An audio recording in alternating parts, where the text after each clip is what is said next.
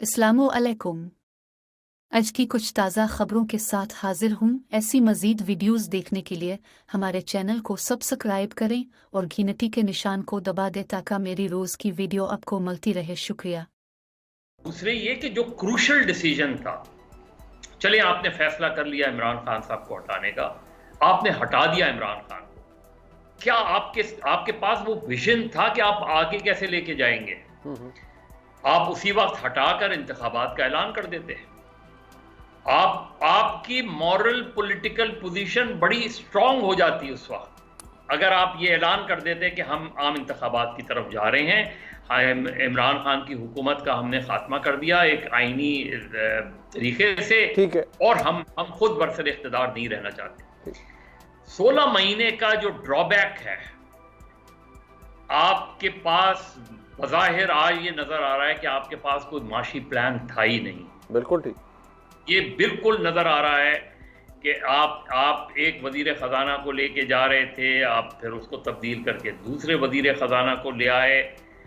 आप सिर्फ इस पर रिलाय कर रहे थे कि पीटीआई का मामला तो इस्टेब्लिशमेंट से है, इस्टेब्लिशमेंट उसको टैकल करती रहेगी। इस्टेब्लिशमेंट ने उसे टैकल कर लिया, उसको वो इमरान खान साहब के एक मूव के बाद दूसरा मूव, दूसरे के बाद तीसरा मूव पिटता रहा। वो उनको सियासी तहरीक में नाकामी होती रही, लेकिन आपकी नाकामियों से उसकी पॉपुलैरिटी ऊपर चली जाए। अच्छा मतलब ये एक बात सर, जरा मुझे ये थोड़ा सा ये भी बताइए कि क्या जो करता धरता या जो मुक्तदर हल्के हैं वो ये सोचते होंगे कि भाई इमरान खान भी की हुकूमत अगर नालायक थी तो ये 16 महीने में कौन से झंडे गाड़ दिए गए हैं जो अब आगे फिर किसी को मौका दिया जाए या फिर किसी की रेपुटेशन हो?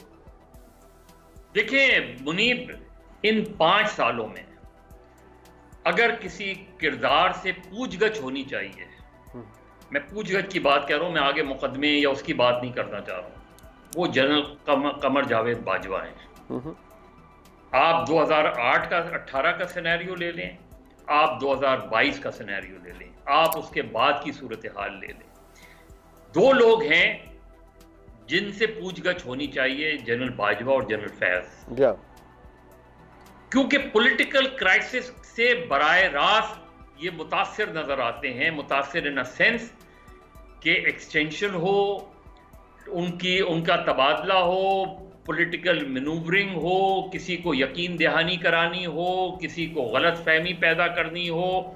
हमें हर जगह वही किरदार नजर आ रहे हैं। ठीक, तो अगर वही किरदार हैं तो उन किरदारों से आप इमरान खान के खिलाफ ट्रायल करें, सजा दें, नवाज शरीफ, शहबाज शरीफ, आसिफ जरदारी सबको करें आप, लेकिन उनसे तो पूछें कि आपका इसमें आपका अमल दखल की गुंजाइश थी या नहीं थी। Very wisely said sir, very rightly said. In fact मैं ये कहूंगा कि ये बात दुरुस्त भी है, अकल को भी समझ आती है, लेकिन जो अकल को समझ आ जाए और दुरुस्त भी हो, जरूरी नहीं कि वो हो भी जाए। वो मेरी, आपकी या बुखारी साहब की ख्वाहिश हो सकती है, लेकिन पता नहीं इस मुल्क में हो सकती है या नहीं। एक ख्वाहिश मेरी और आपकी या मदद साहब की तो हो सकती है, लेकिन सवाल खैर पूछे नहीं जाते, सवाल क्या, हम तो शायद बात भी मुकम्मल तौर पर नहीं हो सकती।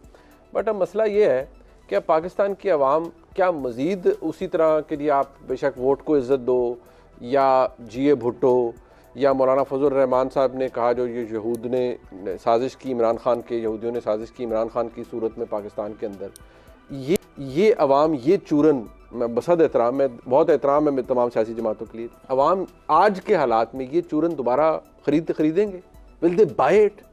Absolutely not, absolutely not. मैं बता रहा हूँ कि इन आने वाले चंद दिनों में जिस तरीके से, जिस बर्क रफ्तारी से सूरत हाल हाथ से निकलती जा रही है, ये सियासी पार्टियों के इररेलेवेंट होने का डर है मुझे।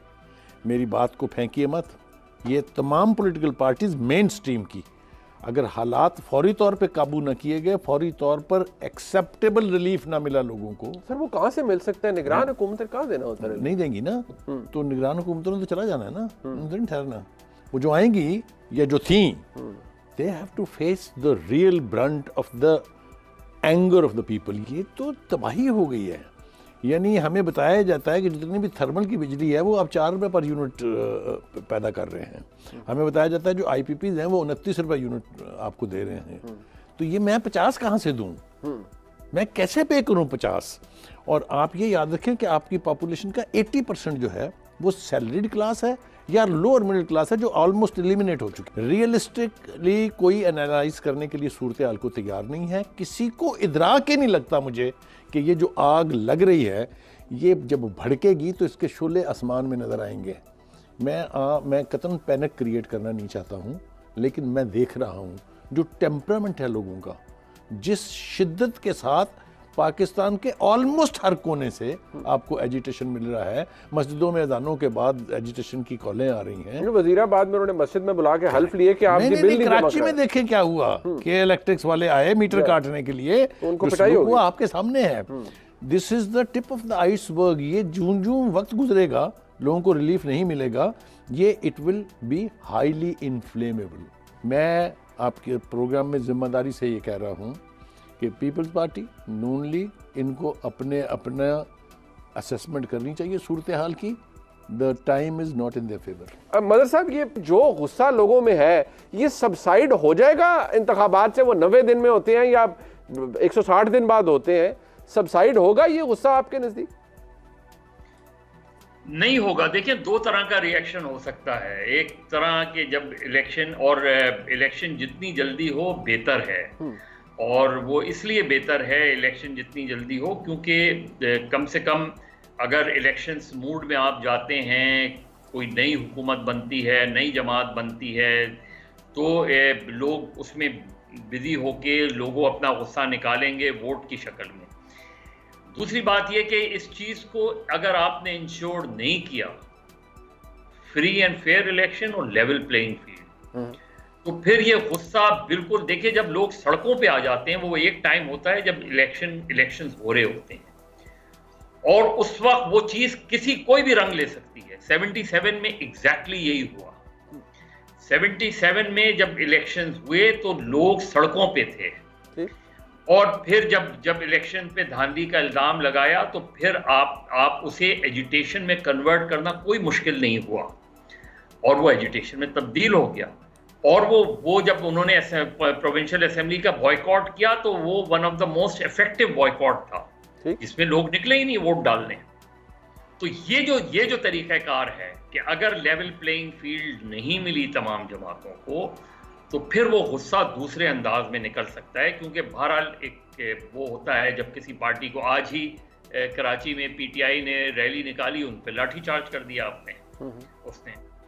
तो अगर ये तर्ज हमें नजर आएगी आइंदा इलेक्शन में कि एक जमात जो है उसको पार्टिसिपेट करने की इजाजत ही नहीं होगी बाय हुक या बाय क्रोक, तो फिर वो चीजें उस तरीके से ट्रांसलेट हो जाएंगी। सारा दारोमदार ये है कि पीटीआई का फेट क्या होता है, साबिक वजीर आजम को इलेक्शन लड़ने की इजाजत होती है या वो नाअहल रहते हैं, और जब नवाज शरीफ साहब वापस आएंगे, कब आएंगे किसी को नहीं पता। बिल्कुल सही। जब भी वो वापस आएंगे वो जरूर इस चीज को कैलकुलेट करके आएंगे कि क्या मेरी वापसी से, देखिए अगर इमरान खान फील्ड में हुए तो नवाज शरीफ के खिलाफ वो इलेक्शन लड़ेंगे। बिल्कुल ठीक। क्या नवाज शरीफ उनके खिलाफ इलेक्शन लड़ सकते हैं? बिल्कुल ठीक है। ये बहुत आम सवाल है।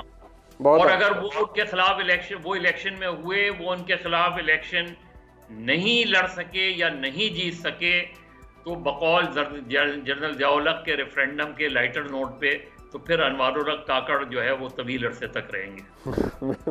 बिल्कुल ठीक है। मैं बहुत शुक्रिया जनाब मदर अब्बास साहब।